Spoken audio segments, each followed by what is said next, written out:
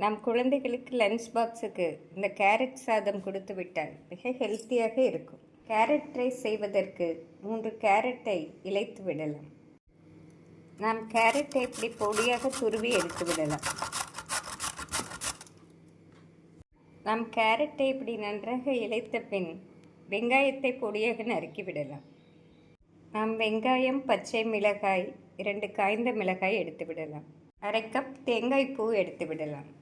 நாம் கடாயில் 3 ஸ்பூன் எண்ணெய் ஊற்றி விடலாம். நாம் லஞ்ச் பாக்ஸ் கொடுத்து விட்டோம் என்றால் 1 ஸ்பூன் நெய்யும் சேர்த்து விடலாம்.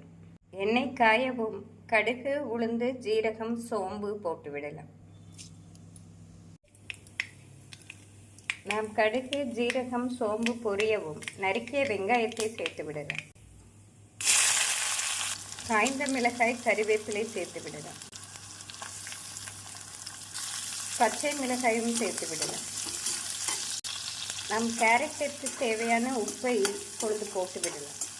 நாம் தூள் உப்பு சேர்த்து விடலாம். வெங்காயம் நன்றாக வதங்கவும் நாம் துருவிய கேரட்டை சேர்த்து விடலாம். இந்த அளவு வெங்காயம் வதங்கவும் நாம் கேரட்டை சேர்த்து விடலாம்.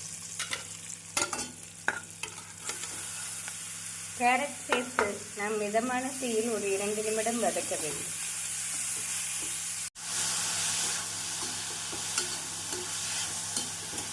ஃப்ரெண்ட்ஸ், இந்த அளவு கேரட் வதங்கவும் நாம் துருவிய தேங்காய் பூவை சேர்த்து விடலாம்.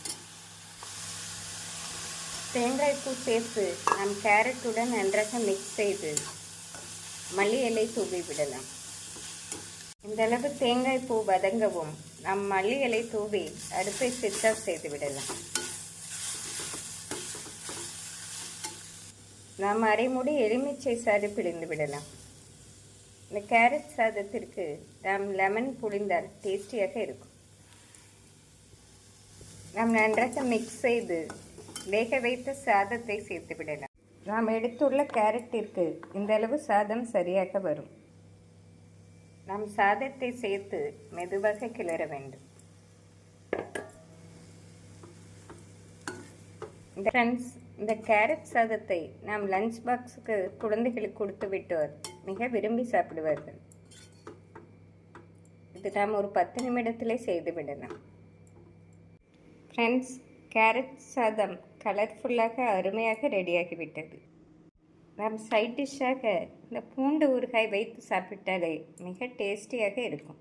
இந்த ஹெல்த்தியான கேரட் சாதத்தை செய்து பார்த்து எப்படி இருக்கிறது என்று கூறுங்கள். Thank you friends.